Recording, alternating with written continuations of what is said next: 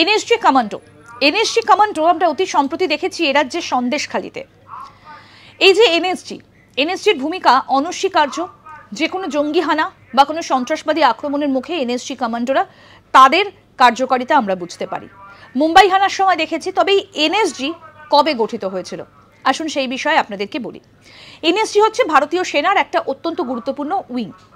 Operation blue star এর পর সন্ত্রাসী কর্মকাণ্ড মোকাবিলা এবং অভ্যন্তরীণ ঝামেলা থেকে রাষ্ট্রকে রক্ষা করার জন্য এই এনএসজি গঠিত হয়েছিল 16ই অক্টোবর 1984।